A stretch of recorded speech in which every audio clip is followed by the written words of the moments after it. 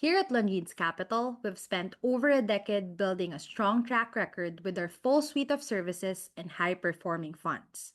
Now we're setting our sights on something even bigger, an IPO in November 2027. It's been a long time coming, and we are ready for the journey. Join us in our next big step. Visit our website to learn more.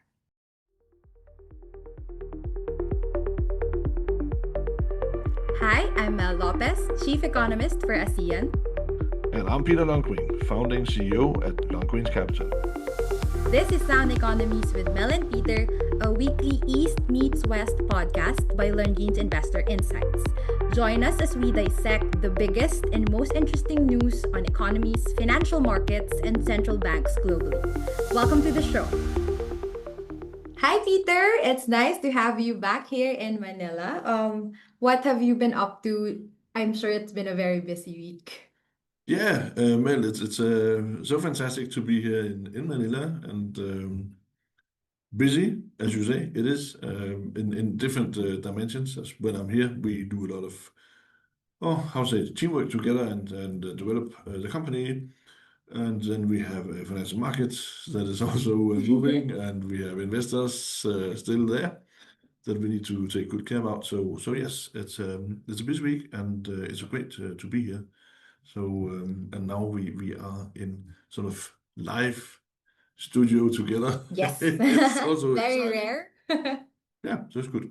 On the Manila team's part, well, we are currently part of the Manila team today.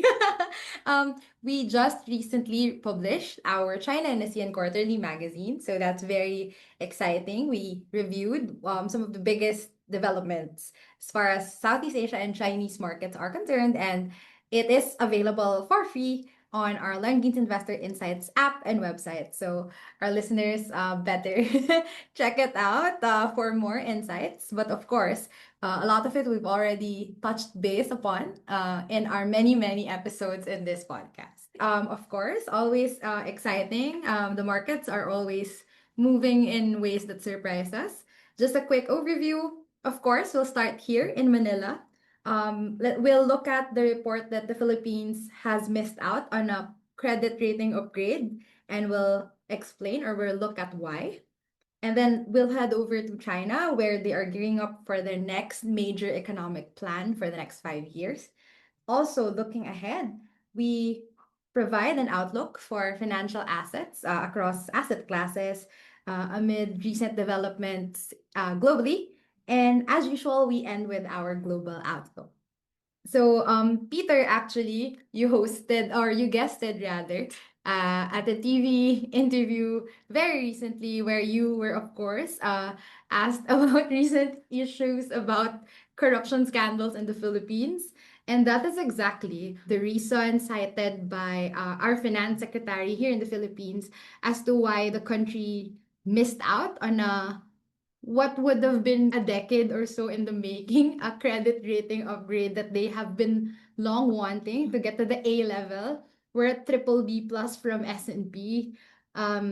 Secretary Recto says they were supposedly ready to give that jump up, but governance issues and fund misuse and on flood control projects coming into light over the past few weeks is likely to hold back that or postpone that rating upgrade. And Yeah. more than the bragging rights, it means for us that for the country that foreign loans won't be cheaper anytime soon. It will of course be harder, not necessarily harder, but it won't come at a more affordable interest rate, which of course would be helpful for a developing economy like the Philippines. But at the same time, we see a kind of a divergence in the global context where a lot of the developed markets are seeing credit rating downgrades, and it seems like they're catching the developing markets are catching up to where they are, and the developed ones are going down or leveling down, and they're kind of meeting halfway. Yeah, yeah. It's an interesting conversation and theme, and it's let's put it as it is. It was a catastrophe Mm-hmm. for Philippines to miss out on becoming a single A rated Right. economy. Probably a single A minus, the first step on the A rating level. Mhm. But moving up from today's triple B plus to a single A minus, it is one notch. Mhm. It just means so much to have that A standing behind your Right. economy. And as you said, Mel, it's the outright reason Mhm. why S&P probably is not making that move is simply due to current corruption scandals. It's no secret that there's a lot of corruption going on in the Philippines. But this is it's just sort of exploded too much in the past 2 weeks, we could say. It's a true shame. It would have been an extremely strong signal also towards investors. Right. As you say, yes, does it lower the interest rates for the Philippines? Yeah, it would help, but it would simply just be a strong signal to investors about um, the Philippines as an investment destination. Mhm. Very famous FDI flows as a foreign direct inflows. It's what it's all about. Right. And as you also mentioned, I was in a live TV interview here in Mhm. Manila with a famous TV anchor, Yes. Kathy Yang. Always very kind to invite the long range capital to an interview, but it was a particular interview this time because it actually was about bribery and corruption, and very particular because Denmark is the less corruptive country in the world. As I'm seen from the positive perspective, Of course. we are the number one in the index, meaning that we are the less corruptive country in the world. And of course, we had a conversation about how that could be and how things, so how does the country sort of come to that very fine position. So it's a big theme, and it is a bit of shame. As you also indicate, the old economies are moving down the Right. scale, Mhm. and the emerging strong, good economies among the emerging economies are moving up. And Italy today is a triple B plus nation with if we look into S&P, with a neutral outlook. And Philippines is triple B plus as well, with Yes. still a positive outlook. Yeah. Actually, tiny small better. But if the Philippines had become its A minus, it would just have again been sort of confirming the story how things are shifting in the world. And we are also seeing France getting lower credit ratings, and we will see them Right. lower again. Mhm. Um, we are talking about a structural shift in the world, and this would just have confirmed this. So it's a very big shame. It doesn't really change our strong long-term trust in Southeast Asia. Mhm. It won't change the GDP outlook at all.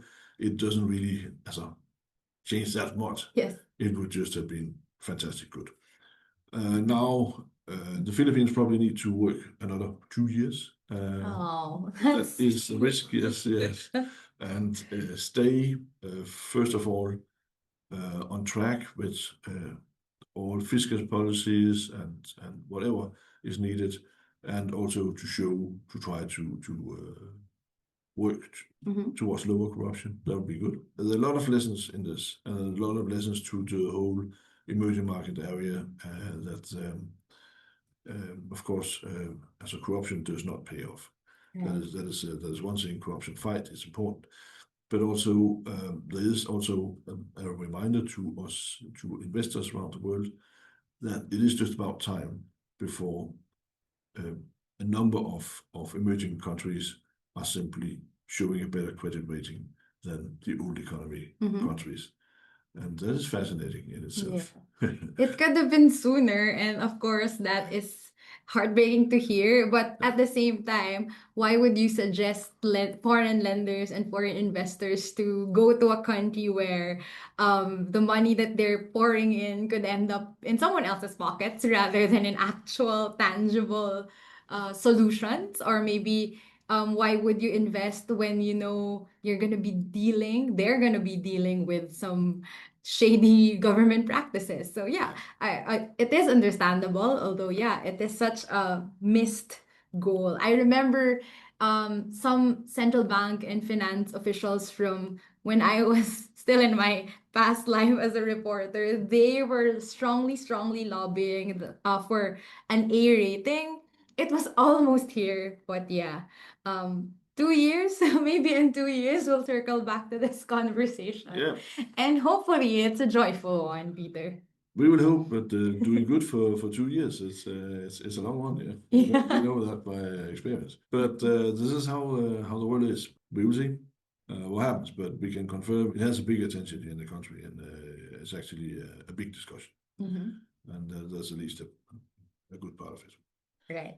Speaking of taking next steps for the economy, China is gearing up as well. So the members of the Communist Party leadership are also gearing up to host or to do their fourth plenum. So that's their agenda setting for the next 5 years. So their next 5 year plan covering economic policy and economic goals from 2026 to 2030. So it's kind of like a conclave of sorts where their leaders gather and they talk about targets they want to see realized by the Chinese economy. Of course, the bold goal of President Xi Jinping is to double their economy size. So from a GDP value of $15 trillion in 2020, they want to take it to 30 trillion by 2035. So a decade from now. Mostly the consensus is that they're still on track despite some slowdown. Well, for China, 5% growth is slow. It's something the developed world only dreams of returning to. But yeah, to continue this momentum towards this goal, they need to grow 5-6% annually. And of course, I think here we can come here with like a wish list of sorts of like what we want to see or hear from the Chinese leadership to make sure that they are able to do this.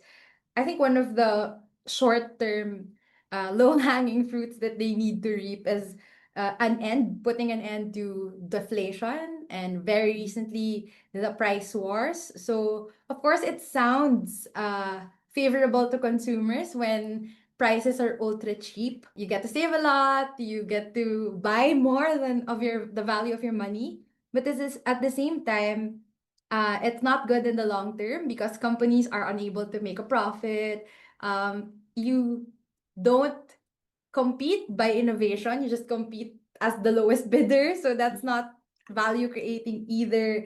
And at the long run, companies could close down, they could lay off workers if they don't make a good return. So I think that's one of the immediate things we need to see. Of course, the Chinese government knows that. And then also, they need to unlock more of that domestic growth. That's what the whole renewed tariff war with the US is showing that they need to focus on domestic led growth fast more than relying on exports. Although, of course, external trade will continue to be a pillar for growth. And then also, I guess related to the tariff war would be alternative markets or supply chain resilience. We've seen with the very recent escalation of tariff threats that the US is highly dependent still on China, even if they try to deny it, even if Trump tries to block it. But at the same time, China also needs to be more active in like finding new markets, stoking local consumption further so that growth won't be as interrupted by the Trump effect. That's what I want to see from this plenum. I think it's happening the whole of next week. Yeah, yeah.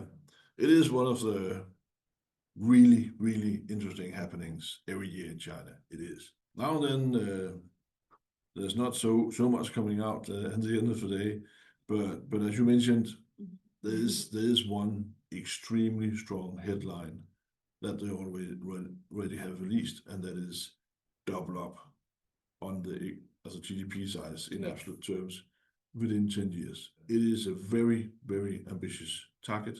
we should, as investors, listen to it. A few politicians out there, they should also listen to it carefully because there will be done everything to achieve this target. It will be fierce what we see from China. People could ask how is it possible for an economy to grow that much without cheating? When we say cheating, that is building all the bridges and doing all the public infrastructure programs. That's sort of useful. It has something to do with efficiency. I think the CEO for Ford Motor Company lately visited China and saw different factories that are solely run by robots. Wow. There's no light. There's nothing in them. There's no human people, and that is efficiency in an economy being so digitized and robotized as the Chinese economy, as the Chinese production facilities are. It shouldn't be overlooked, yeah. And AI is used heavily, much more heavily than we understand in a lot of service sectors and so. It might be sort of fascinating to be served by a robot or something, but what is interesting is how AI is used in healthcare, public healthcare, much in a much broader way than we really understand, and it means that the economy has a unlimited scalability, Mhm. and this is a fascinating part. It gives an unlimited scalability that we can not only link to how many persons are in different sectors, production sectors, and so that is already old-fashioned. So this is what the world is up against. This very, very fierce economy, and we are talking about one of the two superpowers in the world, Right. and the other superpower is looking weak. That Mm-hmm. is USA, That is where we true. do these comparisons. So this is an extremely interesting week, and if China is trying to achieve this kind of growth, we say it only happens if the private sector can be activated in as a very also very efficient way. And the Chinese government knows that the private households they need to they need to consume, Yeah. and it will also have a spillover effect on the other Southeast Asian countries. There's no doubt, Mm-hmm. and that is everything about everything from more Chinese tourism Uh-huh. to supply chains to everything, Cheaper goods, yeah. whatever. Yeah, and that will be the growing region, and that was just confirm how strong it is. So this is worth to listen into or pay attention to what's going on in China. We will spend more time on it as well. I'm very sure that we will revert to what happened when we over the coming week. Yes. Actually, very, very recently, the drama between Washington and Beijing went high again. Of course, now Trump is threatening 100% additional tariff on Chinese goods. So they're currently at 10% for US goods entering China, 30% for Chinese goods entering the US. Now he wants to raise it to 130, saying China is bringing back their exports control on rare earths.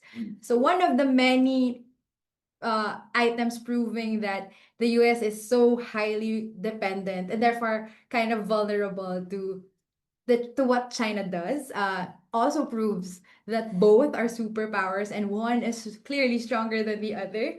And of course, it is causing some pain. It's reflected in the recent performance of stock markets and other assets actually over the past week. Of course, China's and US stocks were down, although there has been some slight recovery as of yesterday and earlier today before we went live. In contrast, like alternative commodities like gold is surging. It's now being a safe haven. They're running into safe haven mode again.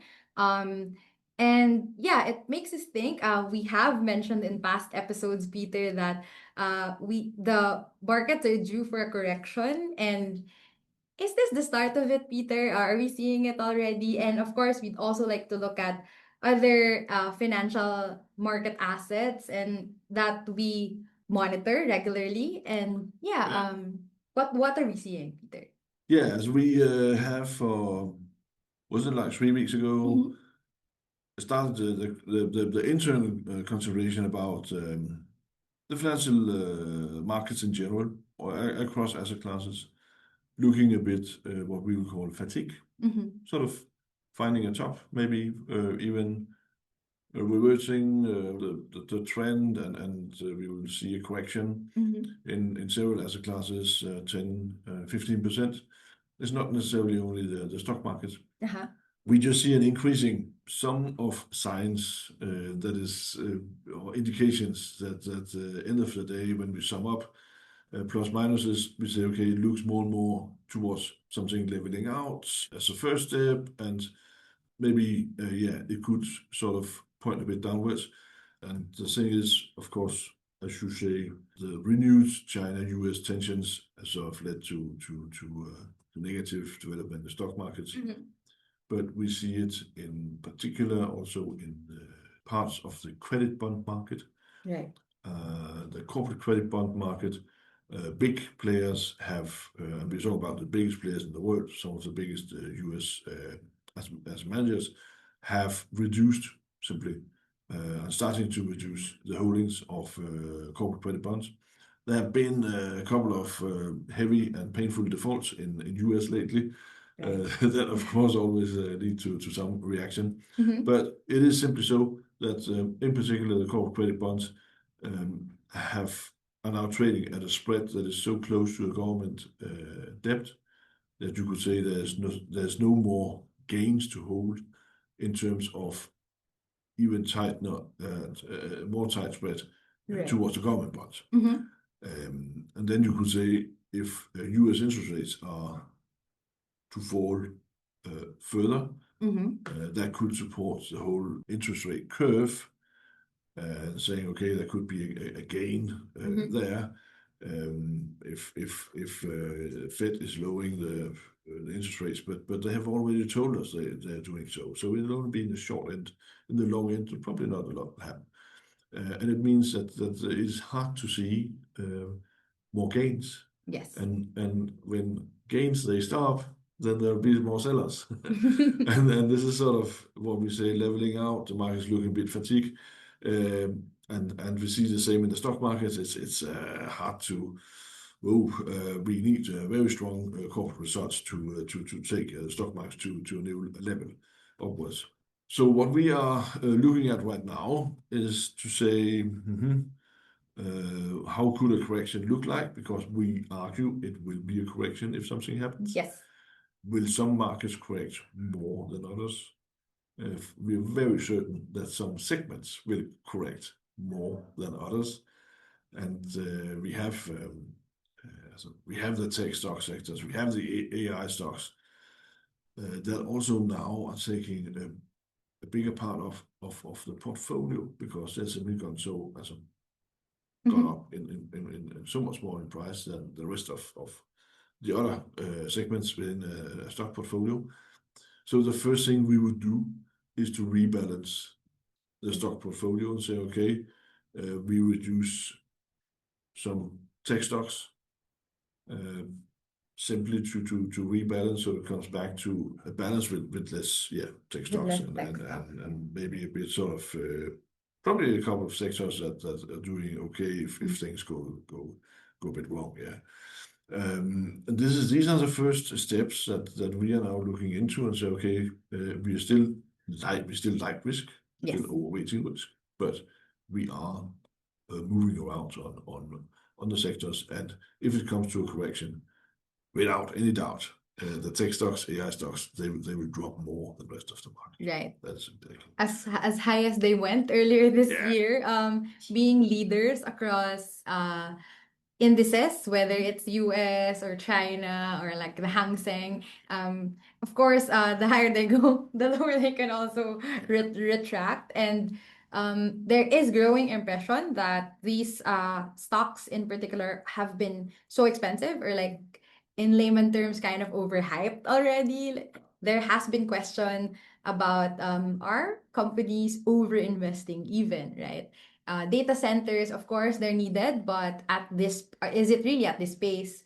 Which, or is it really now when they're needed? So, I think the excitement has kind of simmered down.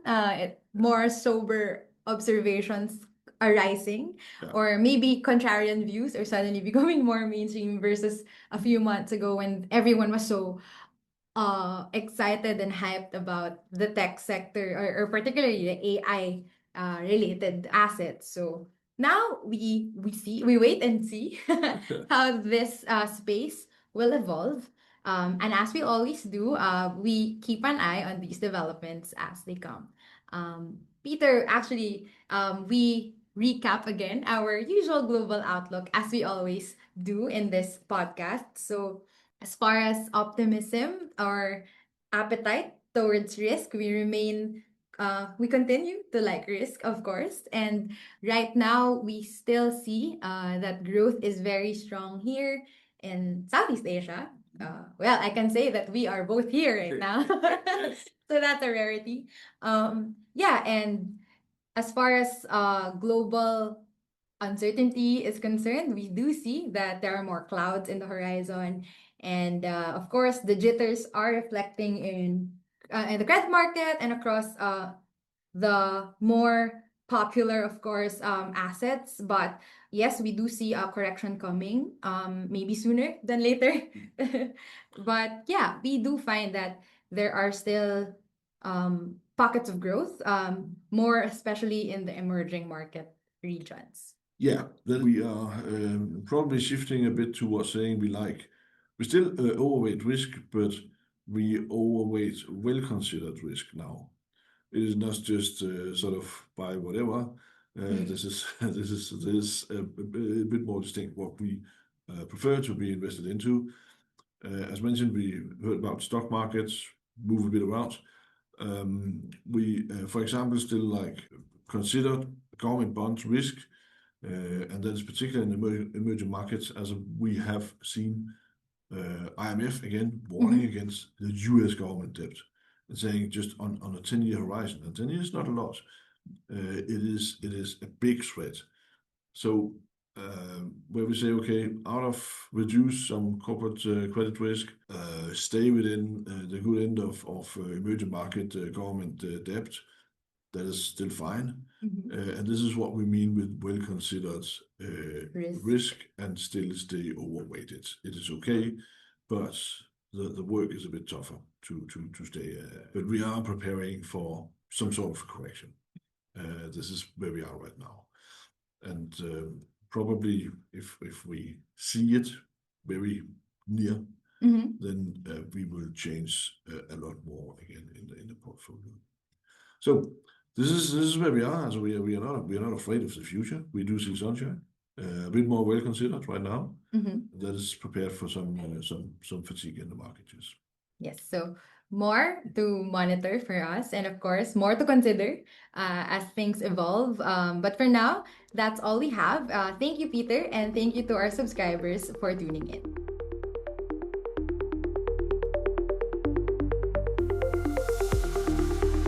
Thanks for tuning in.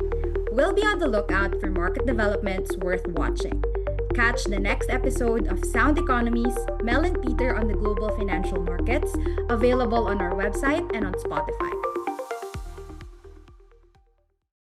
For expert insights on the go, download the Lundin's Investor Insights app for free. Risk-loving investors will find opportunities in our high-quality alternative investment funds, especially our multi-awarded Mutual China Fund. For more, visit lundinscapital.com.